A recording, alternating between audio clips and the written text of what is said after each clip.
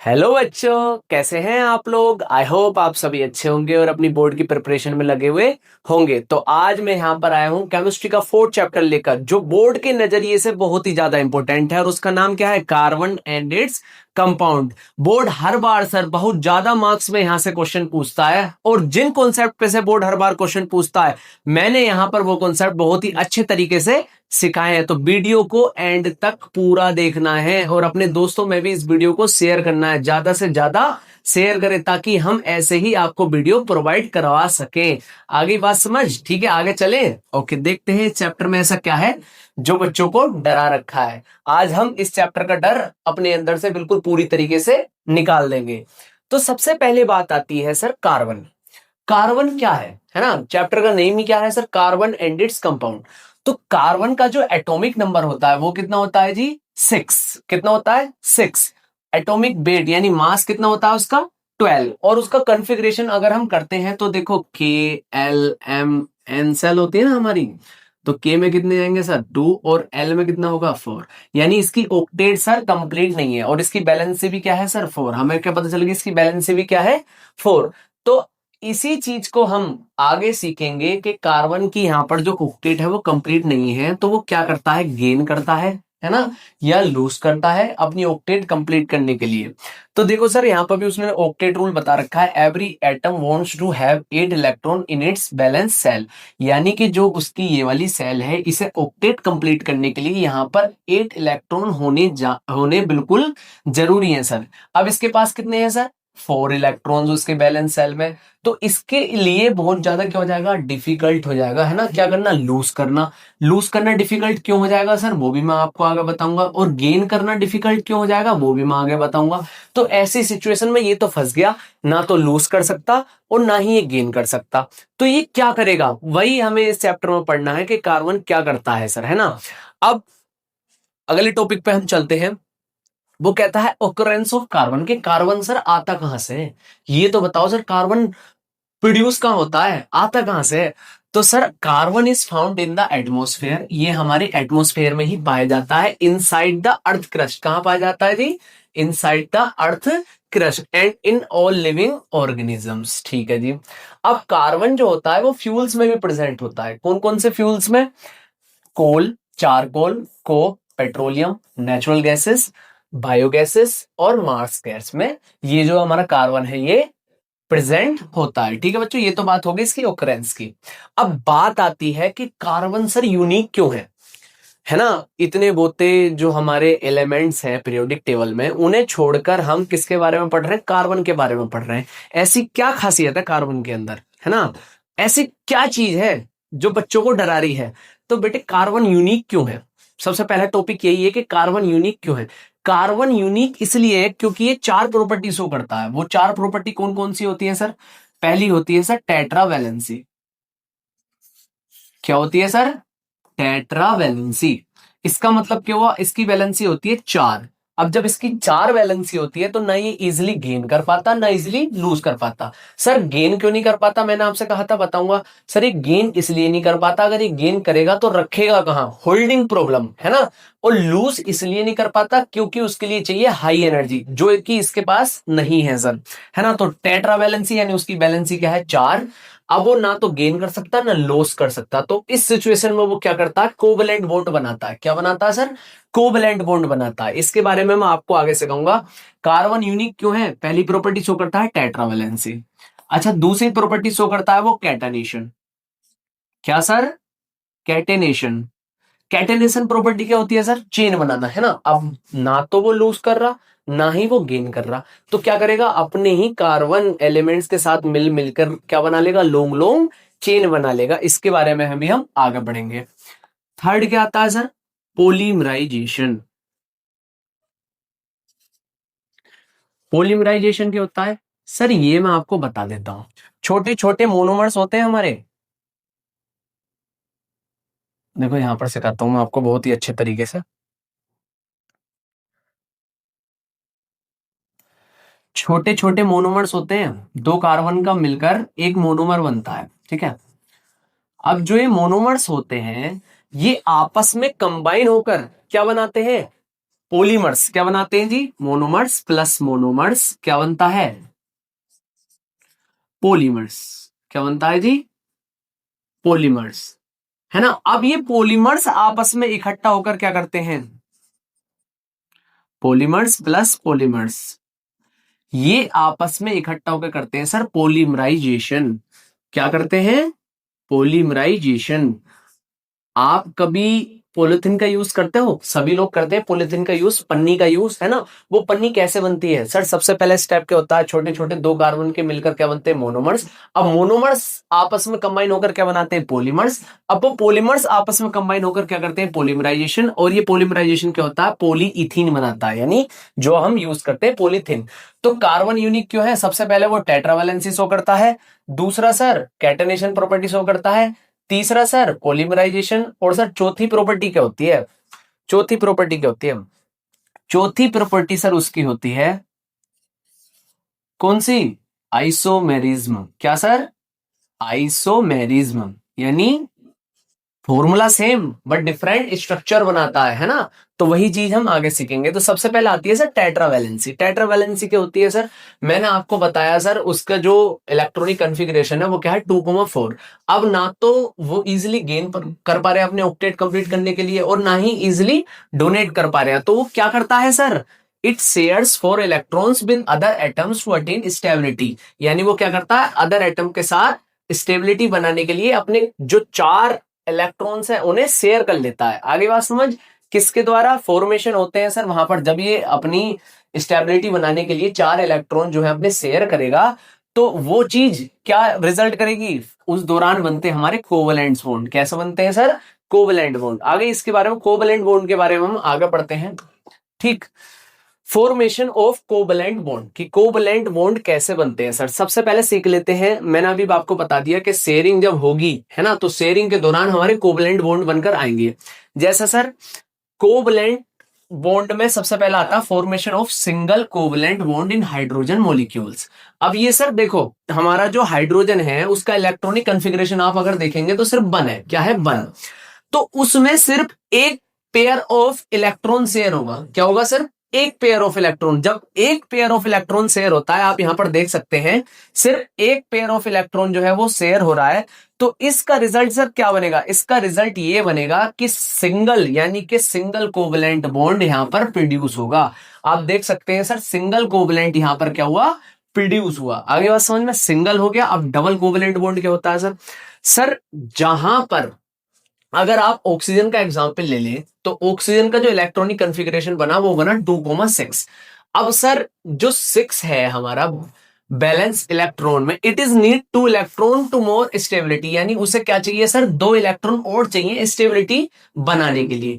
तो स्टेबिलिटी बनाने के लिए ये भी क्या करेगा सर, शेयरिंग करेगा। और जब शेयरिंग करेगा तो सर देखो इसके 2 पेयर बनने हैं। कितने बन रहे हैं सर, 2 पेयर बनने हैं। और जब 2 पेयर ऑफ इलेक्ट्रॉन बनते हैं तो मैंने आपको क्या बताया था, वो किसका फॉर्मेशन करता है, डबल बॉन्ड का सर। किसका, डबल बॉन्ड का। ऐसे ही आप एग्जांपल ले सकते हैं सर नाइट्रोजन का। किसका, नाइट्रोजन। इसमें इलेक्ट्रॉनिक कॉन्फ़िगरेशन होता है 2,5, है ना। अब देखो यहां पर 3 इलेक्ट्रॉन चाहिए स्टेबिलिटी बनाने के लिए, तो 3 पेयर बनेंगे। कितने सर, 3 पेयर। और जब 3 पेयर बनते हैं तो हमारा सर ट्रिपल बॉन्ड भी यहां पर देखने को मिल सकता है। आगे बात समझ में, तो कोवलेंट बॉन्ड भी आपको समझ में आ गया कि उनका कैसे फॉर्मेशन होता है, सिंगल बॉन्ड का, डबल बॉन्ड का और ट्रिपल बॉन्ड का। ठीक है, इसमें आपको कोई डाउट बिल्कुल नहीं बचा होगा। बहुत इजी सा टॉपिक है ये। तो आगे आता है सर इलेक्ट्रॉन डॉट स्ट्रक्चर, या फिर जिसे हम क्या बोलते हैं, लुईस डॉट स्ट्रक्चर, है ना। इससे क्वेश्चन पूछ लेता है 1 या 2 मार्क में कभी। क्या क्वेश्चन पूछेगा कि सर CH4 का इलेक्ट्रॉन डॉट स्ट्रक्चर बनाओ, C2H6 का या एसिड का इनका इलेक्ट्रॉन डॉट स्ट्रक्चर बनाओ। कैसे बनाओगे सर, आप देख सकते हैं सर कार्बन। अब कार्बन के सर आउटर वैलेंस शेल में कितने इलेक्ट्रॉन्स होते हैं, 4। तो 1 2 3 4 ड्रॉ कर दिया हमने। अब बात आई हाइड्रोजन की, तो हाइड्रोजन में कितने होते हैं सर, 1। तो 1 हाइड्रोजन का एरिया, 1 हाइड्रोजन का एरिया, 1 हाइड्रोजन का एरिया और 1 हाइड्रोजन का ये रहा। अब हाइड्रोजन को अपनी ऑक्टेट पूरी करने के लिए कितने इलेक्ट्रॉन की जरूरत होती है सर, 1 की और चाहिए सर। तो ये क्या करेगा, 1 इसका खुद का था और 1 ले लेगा, तो इसका ऑक्टेट हो गया कंप्लीट। इसी तरीके से ये वाला, इसी तरीके से सर ये वाला और इसी तरीके से ये वाला। अब जो हमारा कार्बन था उसे ऑक्टेट पूरे करने के लिए कितने इलेक्ट्रॉन्स की जरूरत है सर? 4 की। एक इसका था, एक यहां से ले लिया, एक इसका था, एक यहां से, एक इसका था, और ये पूरा पूरा इन्होंने अपना ऑक्टेट कंप्लीट कर लिया। आगे बात समझ। इसी तरीके से हमारा C2H6 का बनता है।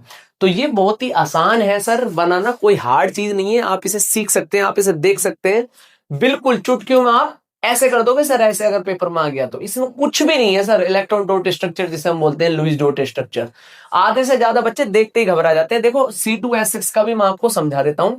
C2H6 यानी कि 2 कार्बन, आगे बात समझ में, 2 कार्बन। अब देखो सर इसके 4 है ना, अब इसके 4 हाइड्रोजन।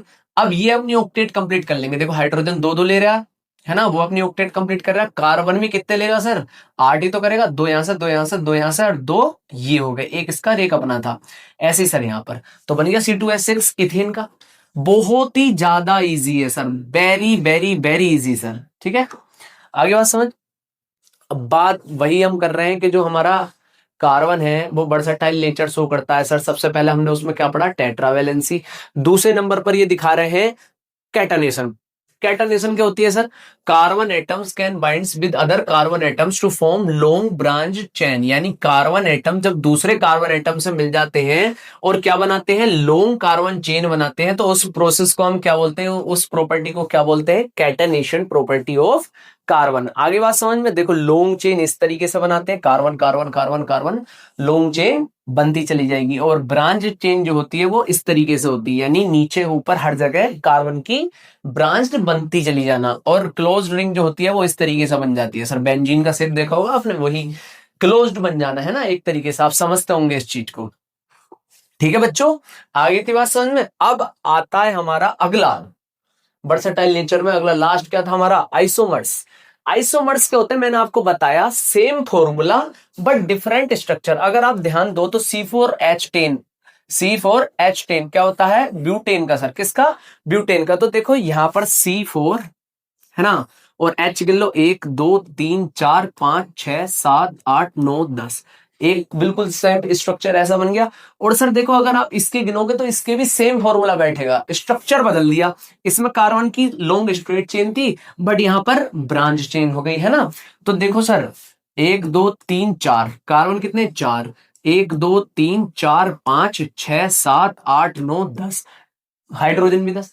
तो भाई कहने का मतलब क्या हुआ? जो हमारे आइसोमर्स होते हैं उसमें सिर्फ इतना होता है कि वो क्या, अरे हाँ मैं आपको एक चीज बताता हूँ। देखो सर कुछ टीचर्स या कुछ यूट्यूबर्स आपको ना आइसोमर्स निकालने के फॉर्मूलेज बताएंगे, मैं भी बता सकता हूँ, मुझे भी आते हैं। बट वो जो फॉर्मूले होते हैं उनकी बाउंडेशन होती है सर, वो कहीं कहीं तक ही वैलिड होते हैं। ठीक है, तो पहले पूरी रिसर्च करें तभी उन फॉर्मूलों का यूज करें, वरना आप एग्जाम में गलत करके आ जाओगे सर। ठीक है, तो उन फॉर्मूले वो क्या करते हैं, सिंपली एक शॉर्ट वीडियो बनाएंगे और उन फॉर्मूलों से आइसोमर्स निकालना आपको सिखा देंगे। मैं भी बता सकता हूं बट उनकी एक बाउंडेशन होती है, उस बाउंडेशन को आप अच्छे से समझ लेना कि वो फॉर्मूला कहां कहां लगेगा, कंडीशन क्या है उसकी, है ना। ऐसे ही क्वेश्चन आ गया कि बताओ भाई इसमें कितने आइसोमर्स बनेंगे, तो आप उन फॉर्मूले को रखोगे और अगर वो कंडीशन से बाहर हुआ और वहां पर आपने वो फॉर्मूला लगा दिया तो गलत हो जाएगा आपका आंसर। तो कृपया करके अच्छी पूरी जानकारी ले चीजों की तब यूज करें, है ना। बिना जानकारी के कोई भी कार्य करना सेहत के लिए हानिकारक हो सकता है। आप मेरी बात को समझ गए होंगे। तो बेटे बात समझ में आ गई कि जो हमारा ब्यूटेन है उसके सिर्फ कितने आइसोमर्स होंगे? 2 आइसोमर्स होंगे, एक तो नॉर्मल ब्यूटेन बनेगा और एक आइसोब्यूटेन बनेगा। सेम फॉर्मूला पर डिफरेंट स्ट्रक्चर। तो आइसोमर्स का भी खेल आपको समझ में आ गया होगा। अच्छा बात आती है आगे एलोट्रोप्स ऑफ कार्बन। एलोट्रोप्स क्या होते हैं सर? कार्बन के, कार्बन की अदर फॉर्म्स। कहने का मतलब allotropy is the phenomena of existence into two forms with different physical properties and same chemical properties. ठीक है, आगे बात समझ में। डिफरेंट फिजिकल प्रॉपर्टीज यानी शेप साइज अपीयरेंस उनकी सब अलग है, बट केमिकल प्रॉपर्टीज क्या है उसकी? सेम है सर। सम एलोट्रोप्स इंक्लूड, सबसे पहले आता है सर डायमंड, ग्रेफाइट और बकमिस्टर फ्लोरेंस। अब डायमंड के बारे में बताओ सर। सर डायमंड हीरा, बॉलीवुड पिक्चर जिसपे आधी से ज्यादा मूवी बनती है बॉलीवुड की, है ना, जिसमें हीरे के पीछे भाग रहे होते हैं, उस हीरे में क्या होता है सर? कोहिनूर, नाम सुना होगा कोहिनूर, जो भारत के पास आज की डेट में नहीं है। क्या है सर उसमें ऐसा जो दुनिया भाग रही है उसके पीछे? देखो देखा तो मैंने भी नहीं, पर ये बताते हैं कोहिनूर बहुत ही ज्यादा क्या है, अट्रैक्टिव है, सुंदर है, कि अगर आप उसे एक बार देख लोगे तो आप जो है उसके पीछे लग जाओगे, अट्रैक्ट हो जाओगे, बिल्कुल जैसा आप अपनी गर्लफ्रेंड के पीछे होते हो, है ना। तो बेटा जो एलोट्रोप्स ऑफ कार्बन है उनमें कौन कौन आता है, डायमंड है ना, और ग्रेफाइट और बकमिनिस्टर फ्लोरेंस। तो हम पढ़ लेते हैं सबसे पहले डायमंड के बारे में। सर सर डायमंड का जो शेप होता है वो इस तरीके से होता है, ठीक। कार्बन की जो ब्रांच होती है बनी हुई वो इस तरीके से होती है सर, और ग्रेफाइट की सर इस तरीके से, है ना, एक कार्बन 3 कार्बन चेन से अटैच होता है। और ये होता है सर बकमिनिस्टर फ्लोरेंस जो होता है C60 बकमिनिस्टर फ्लोरेंस, ये केज लाइक स्ट्रक्चर होता है। अब बात आती है इनकी प्रॉपर्टीज की। जो डायमंड होता है सर सोलिड, है ना, वेरी हार्ड, तो हाई मेल्टिंग पॉइंट होगा इसका, सीधी सी बात है, हाई बॉइलिंग पॉइंट होगा। बात आती है सर इसमें इलेक्ट्रिसिटी कंडक्ट ये नहीं करता, बैड कंडक्टर ऑफ इलेक्ट्रिसिटी होता है, बैड कंडक्टर ऑफ इलेक्ट्रिसिटी। बात आती है ग्रेफाइट की। सर ग्रेफाइट होता है sir good conductor of electricity, good conductor of electricity, ये बहुत इंपॉर्टेंट है सर, यही सबसे ज्यादा इंपॉर्टेंट है ना। ग्रेफाइट आपने देखा होगा पेंसिल की जो नोक होती है, जो बचपन में आप खाया करते थे, है ना, अब भी खाते हो बेटे, नहीं अब नहीं खाना, अब आप बड़े हो गए हो, ठीक है, नुकसान देती है बेटे आंतों के लिए, बहुत ही ज्यादा हानिकारक होती है पेंसिल की जो नोक होती है, यानी ग्रेफाइट जो होती है। तो ग्रेफाइट होती है गुड कंडक्टर ऑफ इलेक्ट्रिसिटी, ठीक। यही प्रॉपर्टी कभी कभी कार्बन को क्या बनाती है, मेटल की प्रॉपर्टी शो करता है सर कार्बन, किसकी वजह से, क्योंकि वो एक उसका जो एलोट्रोप है वो गुड कंडक्टर ऑफ इलेक्ट्रिसिटी है। कहने का मतलब ये हुआ कि गुड कंडक्टर ऑफ इलेक्ट्रिसिटी की वजह से हमारा कार्बन कभी कभी मेटल की प्रॉपर्टी भी शो कर देता है। वैसे हमें पता है कार्बन क्या होता है, नॉन मेटल होता है, क्यों, क्योंकि सर उसकी वैलेंसी 4 है। हमें कैसा पता चलेगा सर, जिसकी वैलेंसी 4 है, 3 है, मैंने आपको already metal non metal chapter में समझा रखा है कि जिसकी वैलेंसी 1, 2, 3 वो सर मेटल होते हैं, और जिसकी 4, 5, 6, 7 वो नॉन मेटल होते हैं सर, है ना। बैलेंसी भी निकालनी सिखाई, सब चीज सिखाई मैंने आपको। अगर आप एक बार मेटल नॉन मेटल की वीडियो देख लें तो आपके सारे डाउट बिल्कुल क्लियर हो जाएंगे। आगे बात समझ में, तो डायमंड आपको समझ में आ गया, ग्रेफाइट आपको समझ में आ गया, बकमिनिस्टर फ्लोरेंस आपको, फुटबॉल देखिए आपने जो कहीं मेले वगैरह से ले आते हैं, है ना, उसमें केज लाइक स्ट्रक्चर बना हुआ होता है उसका, तो वो क्या होता है सर, बकमिनिस्टर फ्लोरेंस की तरह बिल्कुल।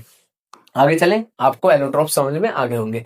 बात आती है saturated and unsaturated hydrocarbon. Sir ये क्या होते हैं, हाइड्रोकार्बन क्या होते हैं सर, ये तो बताओ हमें सबसे पहले। बिल्कुल बताता हूं, रुको तो सही, सबर तो करो, रुको तो जरा, है ना। Hydrocarbons are the compounds containing carbon and hydrogen atom, जिसमें सर कार्बन और हाइड्रोजन एटम्स होते हैं, उन्हें हम क्या बोलते हैं, हाइड्रोकार्बन्स। जैसे मीथेन, इथेन, मीथेन इथेन क्या होते हैं ये सर हमें नहीं पता, हम आगे पढ़ेंगे, अभी आगे पढ़ेंगे। सिंपली आप हाइड्रोकार्बन सीख लो कि किसका mixture sir, carbon and hydrogen का मिक्सर क्या कहलाता है सर, हाइड्रोकार्बन। आगे बात समझ में जी। अब उसमें एग्जाम्पल क्या क्या आते हैं, एल्केन्स आते हैं, है ना, एन वगैरह, इन वगैरह, इनके बारे में हम पढ़ेंगे बहुत अच्छे से। अगर कोई, मैं आपको एक चीज बताता हूं, अगर कोई सिंगल बॉन्डेड है ना, जैसे सी, सी सिंगल बॉन्डेड है तो वो क्या है सर, एन, क्या है, एन। ओके, इतनी बात समझ में आई। कोई डबल बॉन्डेड है, क्या है सर, डबल बॉन्डेड, जैसे सी इस तरीके से है, तो हम उसे बोलेंगे सर इन, क्या बोलेंगे, इन। बात आती है आगे, सर कोई ट्रिपल बॉन्डेड है, इस तरीके से है सर, तो ये क्या है सर, आइन, क्या है, आइन। इस चीज का याद रखेंगे। ओके, तो बात आती है आगे रूट वर्ड्स। अगर एक कार्बन है तो उसे हम क्या बोलते हैं, मिथ। 2 कार्बन है तो उसे हम क्या बोलते हैं, इथ।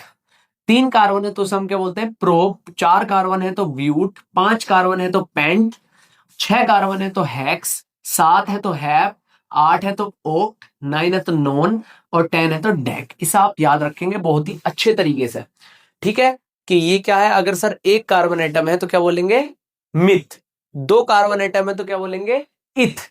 3 कार्बन एटम है तो क्या बोलेंगे, प्रो, है ना। इस तरीके से आपको सारी चीजें पता होनी चाहिए, कि जैसे मैंने यहां पर सर चेन बना दी ऐसे सी सी सी, है ना, तो आप तुरंत समझ जाए सिंगल बॉन्डेड है तो इन, है ना, और 1, 2, 3, 3 है तो यानी प्रोप, तो इसका नाम क्या हो गया सर, प्रोप इन। और बाप रे, आप तो सीख गए सर आगे बात समझ में, इसे मैं इस तरीके से आपको नोमेनक्लेचर भी सिखाऊंगा। वही चीज है सर, है ना, कि अगर सिंगल बॉन्डेड है तो एन है, और डबल बॉन्डेड है तो इन है, और ट्रिपल बॉन्डेड है तो आइन है। आगे बात समझ में, ठीक है बेटे। एल एन एल्केन को डिनोट करता है, और इन आइन। ठीक, ओके, आगे चलते हैं। बात आती है सर होमोलोगस सीरीज क्या है sir. What is homologous series? Sir homologous series ऐसी सीरीज होती है जिसमें सीरीज में डिफरेंस होता है किसका सर, CS2 का। किसका सर, CS2 का। जैसे सर मीथेन और इथेन में अगर आप डिफरेंस देखें तो किसका डिफरेंस होगा, CS2 का। कैसे सर, मीथेन का फॉर्मूला क्या बनने है, CH4, और इथेन का फॉर्मूला क्या बनने है, C2H6। तो H देखो कितने बढ़ गए, 2, और कार्बन कितना बढ़ गया सर, देखो 1। तो CS2 का डिफरेंस, है ना। तो बात समझ में आ गई होमोलोगस सीरीज क्या होती है। ये देखो, देख सकते हैं homologous series is a group of carbon compound having similar structures, similar structure है, सिमिलर केमिकल प्रॉपर्टीज है, और जिसका सक्सेसिव मेंबर क्या होता है, CS2 group, differ by CS2 group. यानी कि उनके बीच का डिफरेंस क्या होता है, उनकी सीरीज के अगले मेंबर के बीच में CS2 का सर। ठीक, अब बात आती है सबसे पहले एल्केन की। मैंने आपको बताया एल्केन, एल्कीन और एल्काइन, सिंगल बॉन्डेड जो होते हैं हमारे वो होते हैं एल्केन। अब एल्केन का जो फॉर्मूला होता है वो होता है सर CnH2n प्लस का 2। ठीक, CnH2। अब मैं आपको बोल रहा हूं सर हेक्सेन, क्या बोला मैंने, हेक्सेन। तो उसका फॉर्मूला क्या बनेगा, हेक्स। हमें याद आ गया, हेक्स मींस 6 कार्बन, यानी N बराबर क्या हो गया आपका 6। ठीक, तो C, अब N की जगह पर क्या लिख देंगे 6H2, N की जगह पर क्या लिख देंगे 6 प्लस का 2। ठीक, C6H12 प्लस 2, C6H14। तो हेक्सेन का हमारा फॉर्मूला क्या बन गया सर, C6H14। आगे बात समझ में, बहुत बढ़िया सर, आप इस चीज को बहुत ही अच्छे तरीके से क्या हो गए, सीख गए। तो आपको इसमें कोई भी डाउट नहीं बचा होगा सर। आई बात समझ में। और C6H14 का अगर हमें स्ट्रक्चर बनाना पड़े तो हम किस प्रकार बनाएंगे सर, देखो 1 2 3 4 5 6, 1 2 3 1 2 1 2 1 2 1 2 1 2 3। ठीक, H H H H H H H H H, और यहां भी H। अगर आप गिनो 1 2 3 4 5 6, ठीक, 1 2 3 4 5 6 7 8 9 10 11 12 13 14। तो हमारा फॉर्मूला बन गया, और उसका स्ट्रक्चर भी मैंने आपको बनाना सिखा दिया। एल्कीन का आपका खेल बिल्कुल अच्छे से समझ में आगे होगा। आप चलते हैं एल्कीन्स। तो सर एल्कीन्स मैंने बताया था आपको डबल बॉन्ड, और सर क्या सर इसका फॉर्मूला क्या होता है, CnH2n।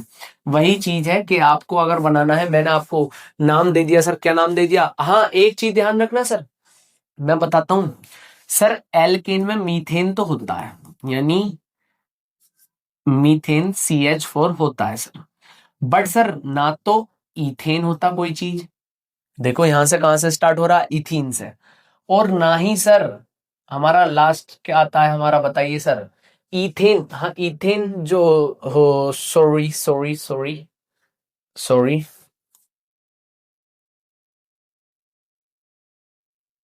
वो क्या होता है, ना तो सर मीथीन होती हमारी, और ना ही हमारी मिथाइन होती। ठीक है, ये दोनों एग्जिस्ट नहीं करती।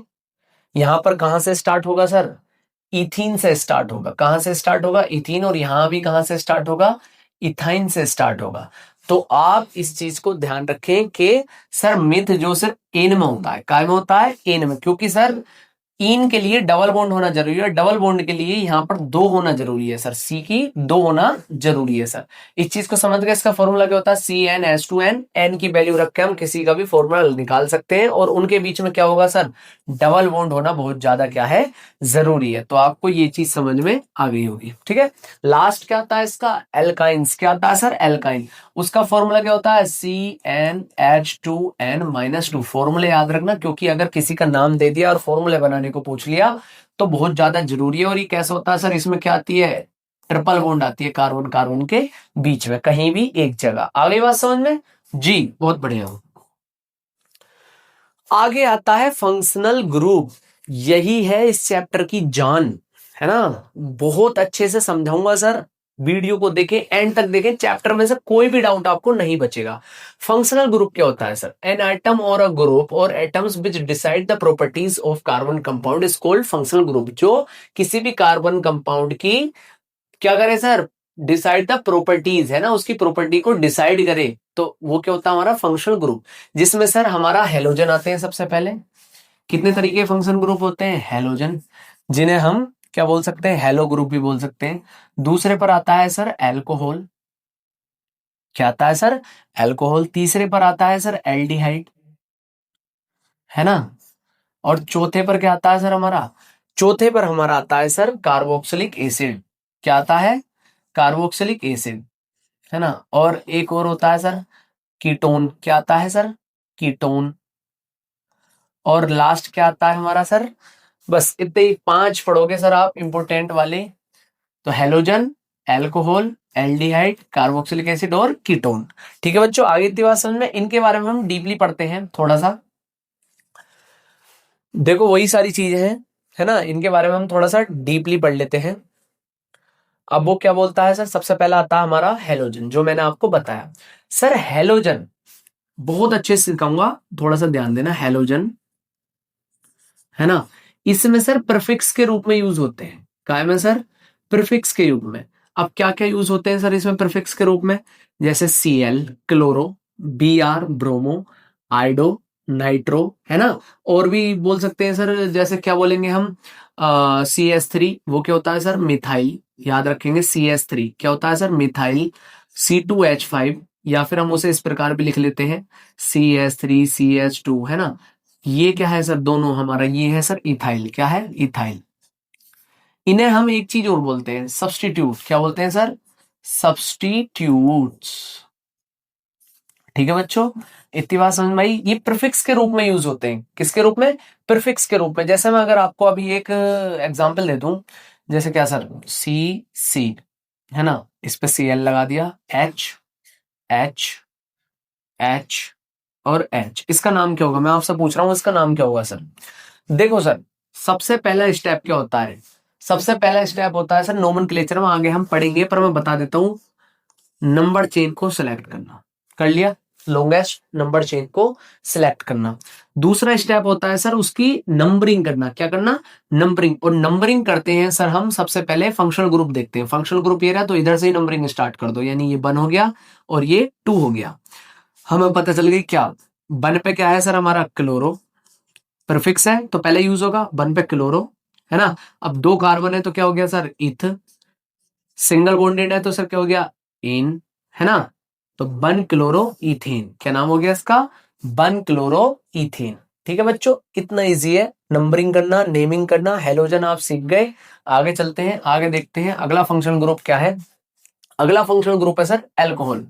क्या है सर? एल्कोहल। इसे सीखते हैं बहुत ही अच्छे तरीके से। ठीक। अब सर इसमें ये जो यूज होता है हमारे सफिक्स के रूप में यूज होता है। कहां पर? कहीं भी नाम आएगा सफिक्स के रूप में यूज होगा।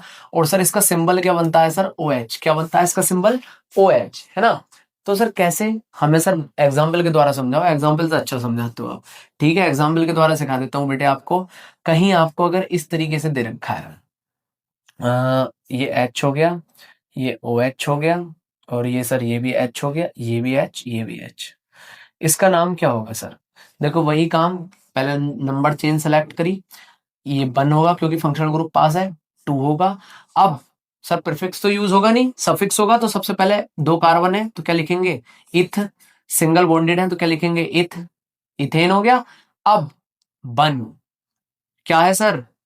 क्या लिखते हैं सर इसे? ओल। सफिक्स क्या आता है इसका? ओल। क्या आता है सर? ओल। तो इथेन 1 ओल, इसका नाम क्या हो गया? इथानोल। 1 लिख लो चाहे ना लिखो, बात एक ही है। तो इसका नाम क्या हो गया सर? इथानोल। तो आपको अल्कोहल भी बहुत अच्छे से समझ में आ गया होगा। चलते हैं थर्ड। थर्ड क्या आता है जी? एल्डिहाइड। ठीक, एल्डिहाइड।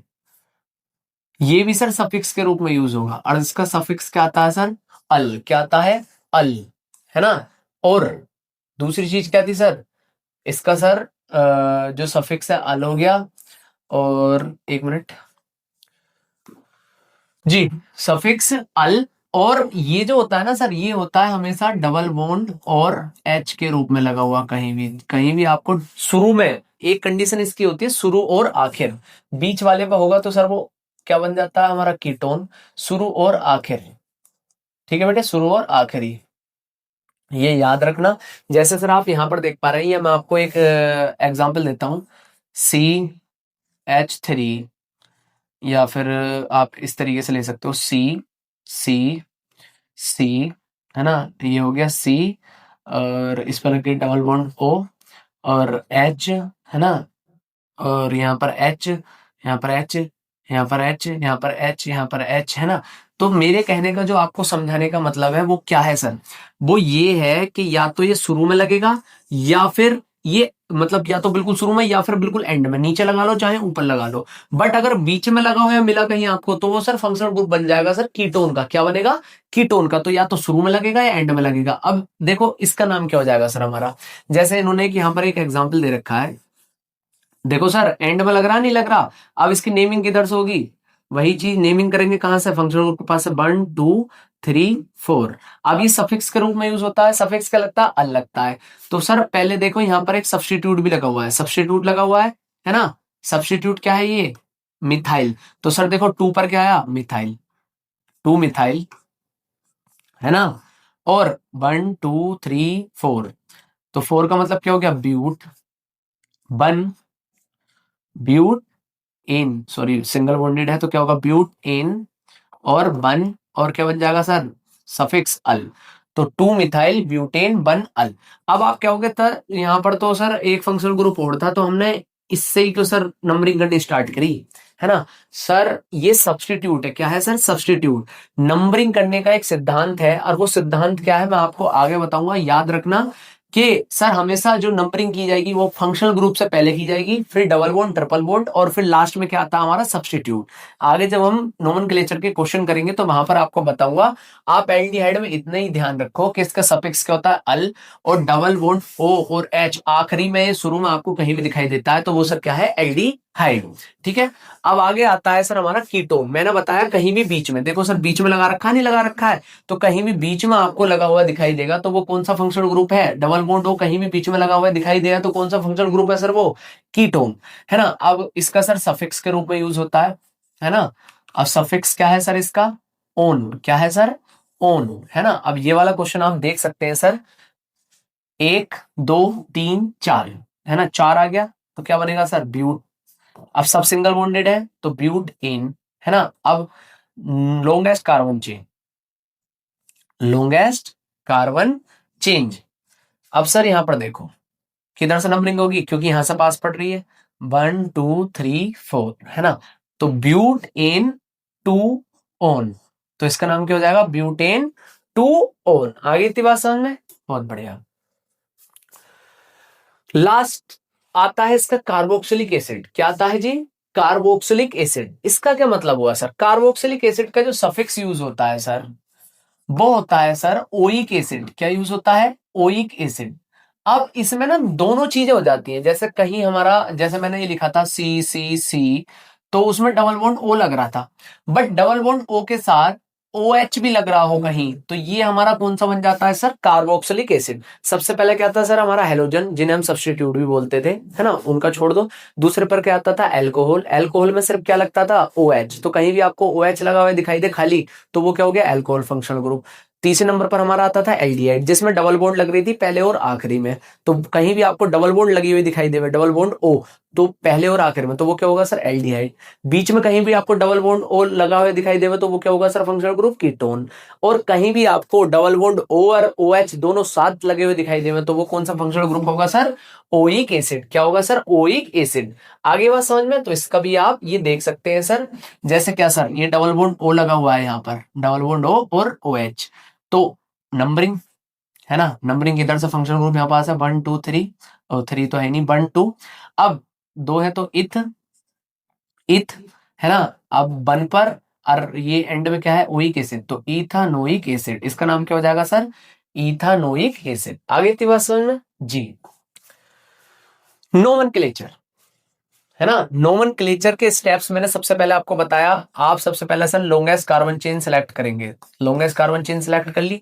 दूसरे नंबर पर क्या आता है सर, नोमेनक्लेचर करते वक्त यानी नेमिंग करते वक्त और नंबरिंग करते वक्त मैं आपको बहुत ही अच्छे तरीके से सिखा देता हूं कि अगर सर आप कर रहे हैं क्या, नंबरिंग कर रहे हैं सर आप, तो नंबरिंग करते वक्त देखो सर सबसे पहले स्टेप क्या होता है, लॉन्गेस्ट कार्बन चेन, दूसरे नंबर पर आता है नंबरिंग। अब नंबरिंग करते हुए आप ध्यान रखेंगे सबसे पहले हम जो नंबरिंग करते हैं वो करते हैं फंक्शनल ग्रुप की। ठीक, जिधर से फंक्शनल ग्रुप पास पड़ रहा है उधर से नंबरिंग स्टार्ट कर दो। अच्छा फंक्शनल ग्रुप नहीं है तो फिर हम महत्व देंगे डबल बॉन्ड और ट्रिपल बॉन्ड। जहां भी आपको डबल बॉन्ड या ट्रिपल बॉन्ड दिखाई दे रही है तो आप उन्हें महत्व दीजिए। ठीक है, अब लास्ट में आते हैं हमारे सब्स्टिट्यूट यानी हेलोजन सब्स्टिट्यूट।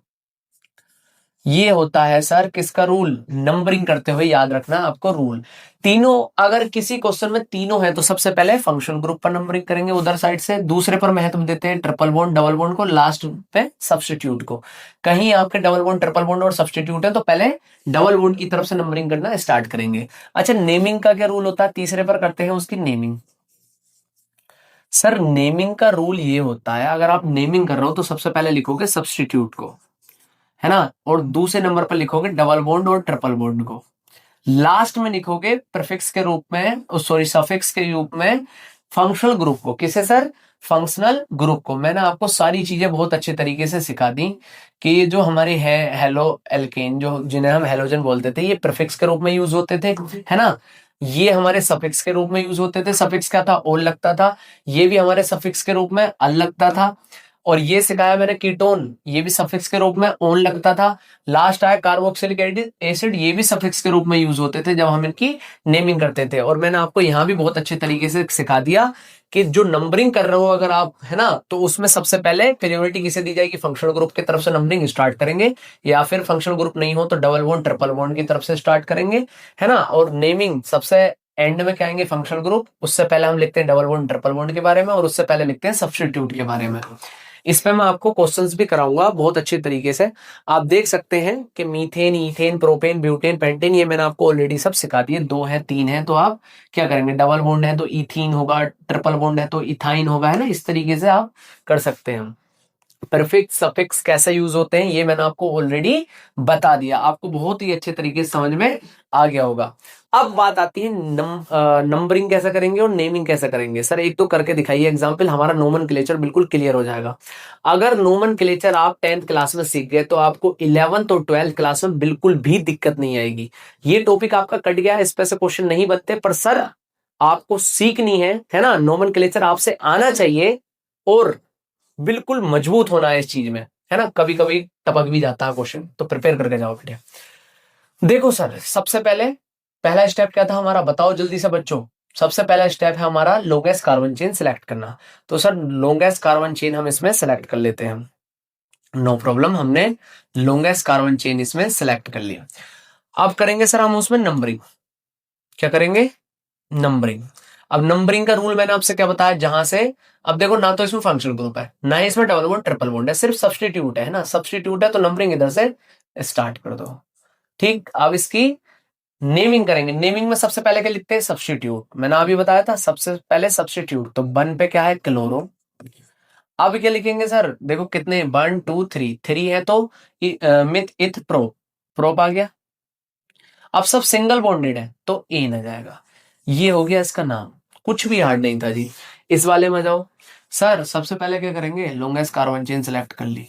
अब नेमिंग का नंबरिंग कहाँ से करें सर, नंबरिंग देखो सर फंक्शनल ग्रुप है, अरे सर ओ एच दिखाई देगी हमें तो, बढ़िया सर बीच में है तो या तो इधर से भी कर सकते हैं या फिर इधर से भी कर सकते हैं। इधर से कर लो 1 2 3, है ना। अब देखो सर सबसे पहले सब्स्टिट्यूट को लिखते हैं, सब्स्टिट्यूट तो इसमें है नहीं। दूसरे नंबर पर डबल बॉन्ड ट्रिपल बॉन्ड, वो भी नहीं है इसमें। तीसरे नंबर पर फंक्शनल ग्रुप है, तो उससे पहले क्या लेते हैं, 1 2 3, यानी क्या हो गया हमारा प्रोब, है ना, प्रोब 2। और ये क्या होगा सर हमारा, किसका साइन है ये सर, प्रोब 2 ऑल, यानी के सब, सॉरी एक मिनट, सब सिंगल बॉन्डेड थे तो हमारा क्या हो जाएगा सर, देखो प्रोब सब single bonded in to all, तो क्या हो गया, प्रोपेन टू ऑल। ये आपका आंसर हो जाएगा। ठीक, इसमें जाओ सर सबसे पहले longest carbon chain, longest carbon chain ले लीजिए हमने। अब नंबरिंग किधर से करें सर, देखो सर सब्स्टिट्यूट, ये भी सब्स्टिट्यूट है, ये भी सब्स्टिट्यूट, सब्स्टिट्यूट इधर पास पड़ा तो 1 2 3 है ना। अब ध्यान रखें इसमें भी आप अल्फाबेटिकल ऑर्डर फॉलो करते हैं सर। आप बच्चे गलती क्या करेंगे इसमें, आप क्या लिख के आएंगे, 1 पर क्या था सर हमारा क्लोरो, 2 पर क्या था ब्रोमो, और 1 2 3 प्रोप, सब सिंगल बॉन्डेड है तो क्या जाएगा प्रोपेन। बच्चों ये गलत है, क्या है गलत, सही कैसा होगा सर, अल्फाबेटिकल ऑर्डर, 2 ब्रोमो लिखोगे, 1 पे क्लोरो लिखोगे, और लास्ट में प्रोपेन लिखोगे।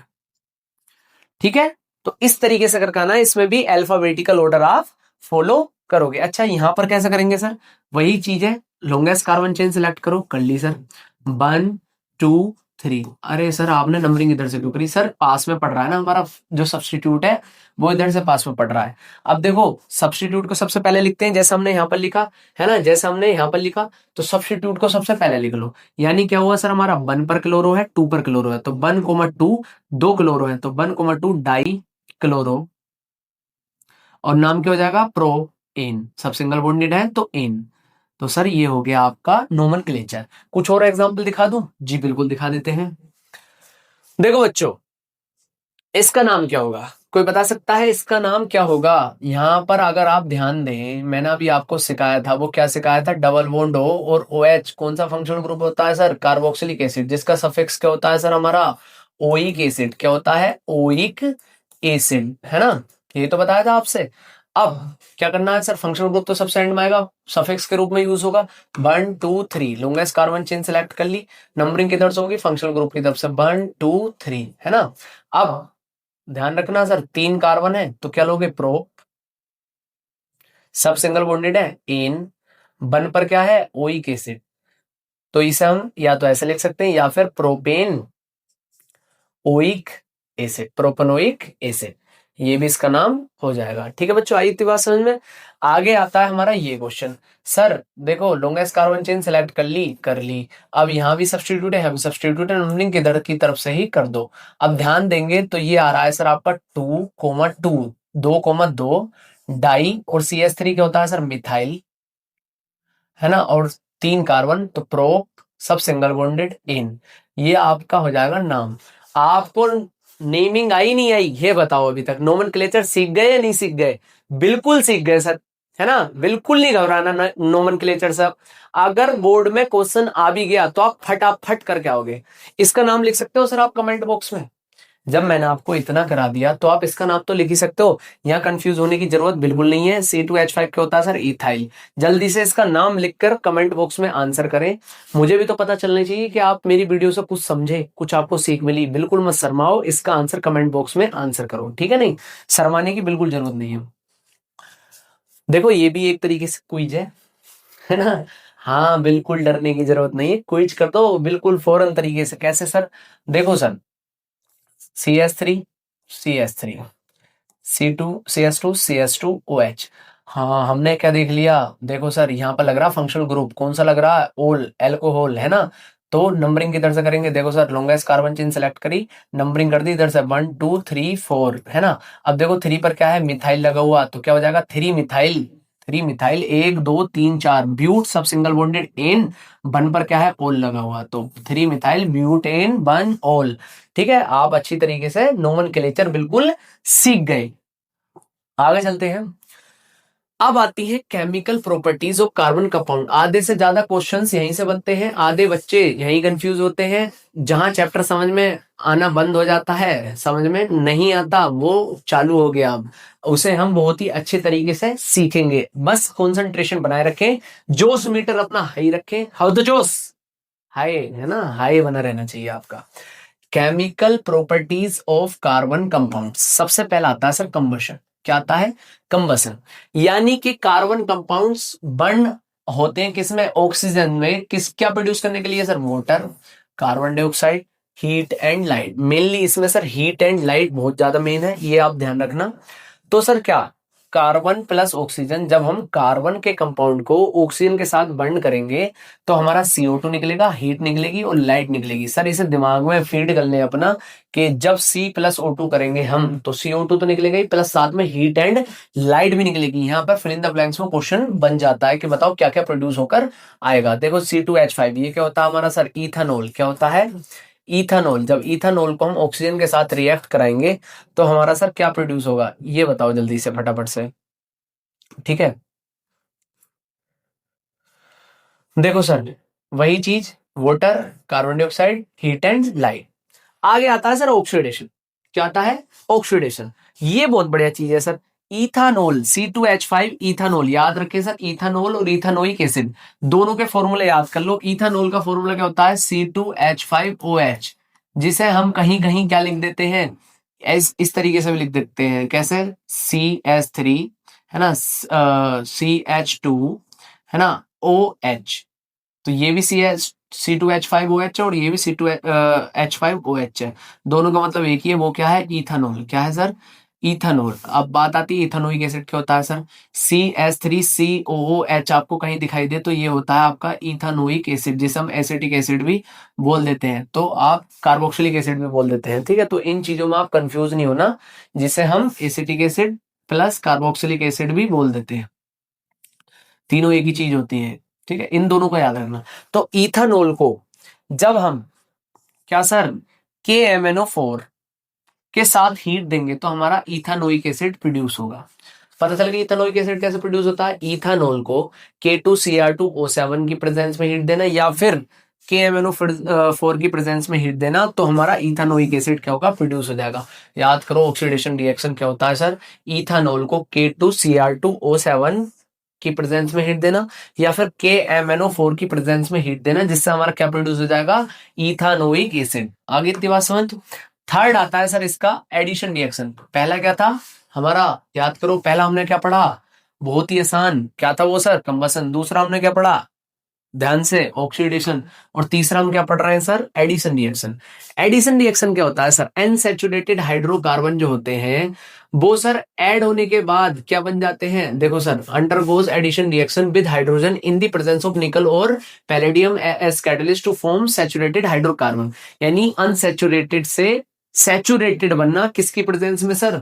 निकल की और पैलेडियम कैटलिस्ट की प्रेजेंस में। आगे बात समझ में? बहुत बढ़िया, आप इस चीज को समझ गए होंगे, इसमें से क्वेश्चन बन भी सकता है सर। ठीक है, ओके, बहुत बढ़िया। जैसे अनसैचुरेटेड ऑयल जो है कन्वर्ट हो जाते हैं सैचुरेटेड ऑयल्स या फैट में। ठीक है, हाइड्रोजनेशन प्रोसेस के द्वारा। ओके, अब आता है substitution reaction. Substitution reaction, substitution आपकी क्लास में भी सब्स्टिट्यूशन लगते होंगे कुछ टीचर के, कभी कभार आपके फेवरेट टीचर भी क्लास में जाते होंगे, है ना, सब्स्टिट्यूशन में। वही चीज है सब्स्टिट्यूशन रिएक्शन। सब्स्टिट्यूशन रिएक्शन क्या बोलता है sir, saturated hydrocarbon undergo, saturated hydrocarbon undergo substitution reaction with halogens. किसके द्वारा? हेलोजेंस के द्वारा उन्हें सब्स्टिट्यूट कर दिया जाता है। जैसे methane undergo substitution reaction with chlorine. जैसे आप यहां पर देख सकते हैं, जो मीथेन था वो किसके साथ सब्स्टिट्यूशन रिएक्शन में गया? क्लोरीन के साथ। तो यहां पर हमारा ये प्रोड्यूस हो गया विद HCl। तो आप इस चीज को देख सकते हैं सर, बहुत बढ़िया तरीके से आपके समझ में आ गई होंगी चारों चीजें। क्या क्या पढ़ी हमने अभी? मैंने आपको बताया था, पीछे हम लेके गए थे कंबसन। दूसरा क्या था? ऑक्सीडेशन, जिसमें हमारी क्या प्रोड्यूस हो रही थी? इथानॉल से क्या प्रोड्यूस हो रही थी हमारी? K2Cr2O7 की प्रेजेंस में सर मैंने अभी आपको करके दिखाया था, ethanoic acid which is carboxylic acid which is acetic acid, है ना। फिर हमने पढ़ा एडिशन रिएक्शन। एडिशन रिएक्शन में क्या हो रहा था? अनसैचुरेटेड हाइड्रोकार्बन से क्या बन रहा था हमारा? Saturated hydrocarbon. किसकी प्रेजेंस में सर? निकल कैटलिस्ट की और पैलेडियम कैटलिस्ट की प्रेजेंस में। आगे बात समझ में। हाइड्रोजनेशन प्रोसेस मैंने आपको बता दी क्या होती है। सब्स्टिट्यूशन रिएक्शन मैंने आपको बता दिया कि जिसमें सैचुरेटेड हाइड्रोकार्बन सब्स्टिट्यूट कर दिए जाते हैं किसके द्वारा? हेलोजेंस के द्वारा। आपको बहुत ही अच्छे तरीके से समझ में सारी चीजें आ गई होंगी, बिल्कुल डीपली।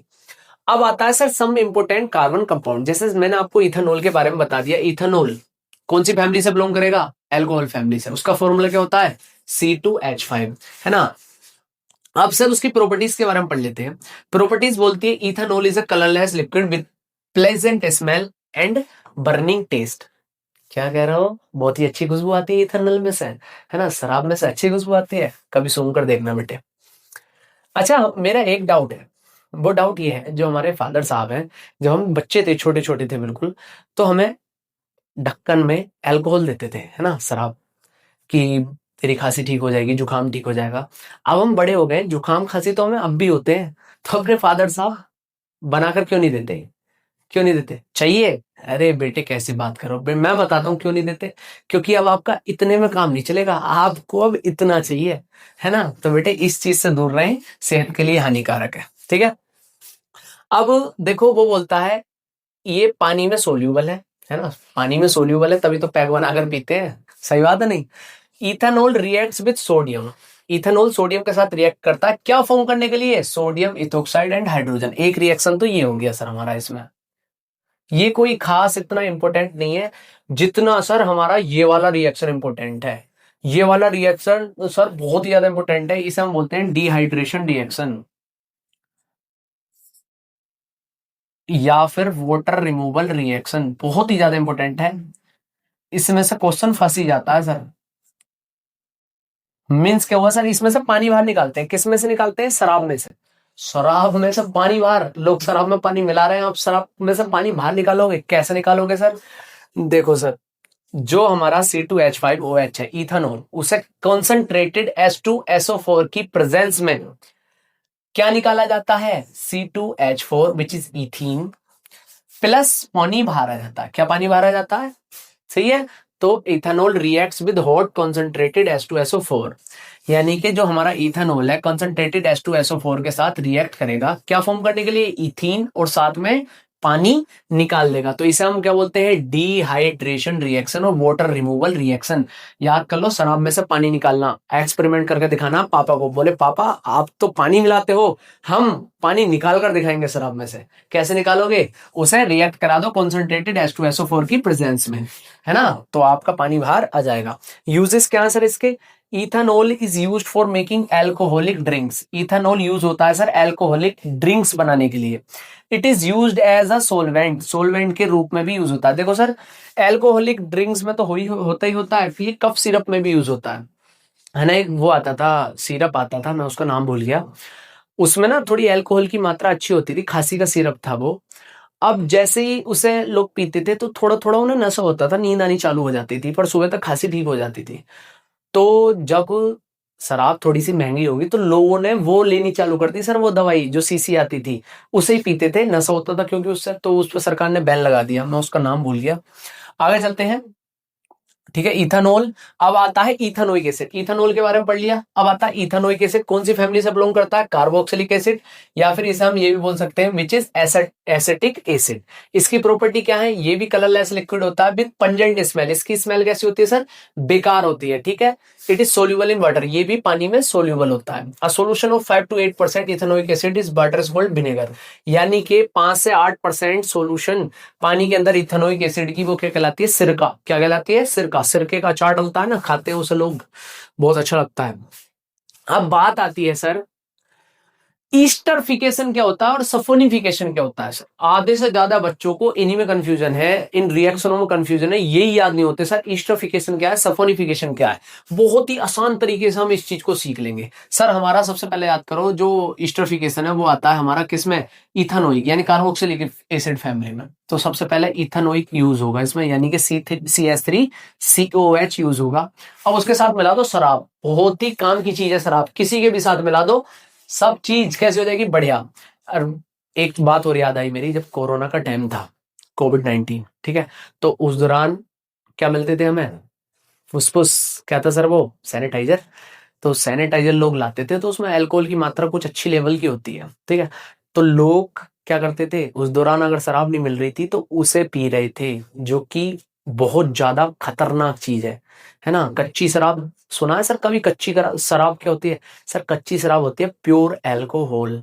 उसका टेस्ट तो अच्छा होता है क्योंकि खुद तोड़ते हैं उसे घर पे, बट सर वो सेहत के लिए बहुत ज्यादा हानिकारक होती है ना। तो बेटे इन चीजों से बचकर रहो। स्टरीफिकेशन क्या है? जब हम इथेनोइक एसिड को शराब के साथ मिलाएंगे और कॉन्सेंट्रेटेड H2SO4 भी मिलाएंगे, तो हमारा क्या बनेगा सर? किसकी प्रेजेंस में? ध्यान रखना, इथेनोइक एसिड को इथेनॉल के साथ मिलाना कंसंट्रेटेड H2SO4 की प्रेजेंस में, तो हमारा CH3COO C2H5 निकल कर आएगा इन द प्रेजेंस ऑफ वाटर, पानी के साथ। वही क्या होता है सर? हमारा ईस्टर। क्या होता है सर? ईस्टर, इसका नाम क्या होता है? Ethyl ethanoate. ठीक है जी। तो किसमें? शराब में इथेनोइक एसिड मिला है, किसकी प्रेजेंस में? कंसंट्रेटेड H2SO4 की प्रेजेंस में। तो हमारा क्या बना? CH3COO C2H5। ठीक है, ये होता है हमारा ईस्टर, किसकी, और पानी निकला साथ में उसके। ठीक है, आगे बात समझ में। अब यही जो रिएक्शन होता है किसका? कार्बोक्सिलिक एसिड के बीच में और एल्कोहल के बीच में, जो ईस्टर प्रोड्यूस करता है, वही हमारा क्या कहलाता है? ईस्टरफिकेशन। अच्छा, अब सपोनिफिकेशन क्या होता है सर? सपोनिफिकेशन साबुन का बनना सर, है ना। साबुन कैसे बनती है सर हमारी? मैं बताता हूं। जो हमारा ये ईस्टर बन का आया, इसे NaOH बेसिक कंपाउंड के साथ रिएक्ट करा दो, तो हमारा क्या बनेगा? CH3COONA, और शराब बाहर निकल आएगी। फिर से शराब बाहर निकल आई, अल्कोहल बाहर निकल आई, है ना। तो वही खेल है सर, ये हमारी बनकर रेडी हो गई यहाँ पर साबुन। आगे जिसे हम क्या बोलते हैं? Sodium acetate. क्या बोलते हैं? Sodium acetate. ये हो गया हमारा सपोनिफिकेशन रिएक्शन। काहे को डरना जब हम आपके साथ हैं। ठीक है, आगे बात समझ में बहुत बढ़िया तरीके से आपको समझ में आ गई सारी चीजें। तो ये हो गया हमारा सपोनिफिकेशन रिएक्शन, और ये हो गया हमारा ईस्टरफिकेशन रिएक्शन। ईस्टरफिकेशन वही चीज, जो हमारा कार्बोक्सिलिक एसिड यानी कि इथेनोइक एसिड को हम अगर एल्कोहल के साथ रिएक्ट कराएंगे किसके प्रेजेंस में? कंसंट्रेटेड H2SO4 की प्रेजेंस में, तो हमारा ईस्टर प्रोड्यूस करेगा, which is CH3COC2H5 plus H2O। और फिर हम यहाँ से ईस्टर उठाकर रख लेंगे और उसे बेसिक कंपाउंड NaOH के साथ रिएक्ट करा देंगे, तो हमारी साबुन विच इज सोडियम एसिटेट और साथ में एल्कोहल प्रोड्यूस हो जाएगी। ठीक है, इतनी बात समझ में आई। अब आगे आता हमारा सोप और डिटर्जेंट। बहुत ही अच्छा टॉपिक है सर। देखो सर, सोप क्या होती है? जिसे हम सोडियम स्टेरिएट बोलते हैं, जिसका फॉर्मूला क्या होता है? C17H25COONA। ठीक। Structure of soap molecules. अब सोप मॉलिक्यूल्स के दो पार्ट्स होते हैं। एक तो होता है long hydrocarbon part, which is hydrophobic, जो वाटर से दूर जाता है। ये वाला जो होता है हमारा, होती है हाइड्रोफोबिक टेल। क्या होती है जी? Hydrophobic tell. और ये होती है हाइड्रोफिलिक हेड। ये पार्ट पानी से दूर जाता है और ये पार्ट पानी के पास अट्रैक्ट होता है सर। आगे इतनी बात समझ में। अब क्लींजिंग एक्शन ऑफ सोप क्या होता है सर? झाग, मिसल्स फॉर्म होना, झाग फॉर्म होना। कैसे सर? जब सोप डिसोल्व होगी पानी में, पानी में सोप डिसोल्व करोगे आप, तो वहां पर एक स्पेरिकल स्ट्रक्चर निकल कर आएगा, उसे हम बोलते हैं मिसल्स। हर एक मिसल्स में जो सोप मॉलिक्यूल्स होते हैं वो इस तरीके से अरेंज्ड होते हैं कि जो HC पार्ट यानी हाइड्रोकार्बन पार्ट, यानी कि ये जो हाइड्रोफोबिक पार्ट है, ये तो सर टूवर्ड्स द सेंटर आएगा, और जो हाई आयोनिक पार्ट है, ये वाला पार्ट है, वो कैसे जाएगा सर? बाहर की तरफ को भागेगा। जैसे मैं आपको दिखा देता हूं, ये आप देख सकते हैं कि जो Na पॉजिटिव था बाहर की तरफ को भाग रहा है। भाग रहा नहीं भाग रहा है, तो हाइड्रोफोबिक और हाइड्रोफिलिक एंड सर आप देख सकते हैं, हाइड्रोफोबिक और हाइड्रोफिलिक एंड मिसल्स का भी फॉर्मेशन आपको बहुत अच्छी तरीके से समझ में आ गया होगा। आप इसे पूरा रीड आउट कर सकते हैं, आपकी एनसीईआरटी की बुक में है। मैंने टेल के बारे में बता दिया, हाइड्रोफोबिक टेल और हाइड्रोफिलिक हेड दोनों के बारे में मैंने आपको बहुत अच्छे से सिखा दिया। अब आता है सर सोप और डिटर्जेंट में डिफरेंस। कैसे सर? देखो sir, soaps are sodium salts of fatty acids, detergent are sodium salts of sulfonic acid। ये कौन से होते हैं सर? फैटिक एसिड के। और ये कौन से होते हैं सर? सल्फोनिक एसिड के। ठीक। अब soaps clean well in soft water but do not clean in hard water. Soap sir soft water में तो बहुत अच्छे से क्लीन करती है, बट हार्ड वाटर में क्लीन नहीं कर पाती। डिटर्जेंट जो होती है ये दोनों में बहुत अच्छे से करती हैं, सॉफ्ट और हार्ड में। ठीक है। Soaps do not clean as well as detergent. Detergent के जैसा क्लीन नहीं करती सर सोप्स, इसलिए हम कपड़े धोने के लिए, गंदगी हटाने के लिए किसका यूज करते हैं? डिटर्जेंट का यूज करते हैं। सोप्स आर बायोडिग्रेडेबल, ये पोल्यूशन नहीं करती और आसानी से घुल जाती हैं, खत्म हो जाती हैं। बट सम डिटर्जेंट ऐसे होते हैं जो नॉन बायोडिग्रेडेबल होते हैं और पोल्यूशन कोज करते हैं सर। आगे बात समझ में। अच्छा, जो डिटर्जेंट होते हैं, देखो, detergent was well with hard water because it does not form insoluble precipitate of calcium magnesium salt in hard water. यानी कि हार्ड वाटर में ये चीजें प्रोड्यूस नहीं करते। क्या चीजें होती है sir? Insoluble precipitates of calcium and magnesium salt, जिसकी वजह से वो हार्ड वाटर में भी बहुत आसानी के साथ क्लीन कर पाते हैं, सर्वाइव कर पाते हैं। तो ये था अपना कार्बन एंड इट्स कंपाउंड का सेशन। बहुत ही अच्छे तरीके से मैंने इसे समझाया है और आपने इसे समझा है। अगर आप इस वीडियो के एंड तक देखते हुए आए हैं तो आपको इस चैप्टर से कोई भी डाउट सर नहीं बचा होगा, ये मेरी गारंटी है। ठीक है। तो अगर आपको वीडियो पसंद आई है तो लाइक करना ना भूलें, कमेंट जरूर करें अपना रिव्यू, और मैं जल्द से जल्द जितना जल्दी हो सकेगा इसकी PYQ 20 PYQ क्वेश्चंस की वीडियो विद सॉल्यूशन भी आपको प्रोवाइड कराऊंगा। ठीक है, जल्दी मिलते हैं नेक्स्ट वीडियो में। तब तक के लिए टाटा बाय। ठीक है, वीडियो को लाइक करो, कमेंट करो और ज्यादा से ज्यादा अपने क्लासमेट्स में शेयर करो। जल्दी मिलते हैं।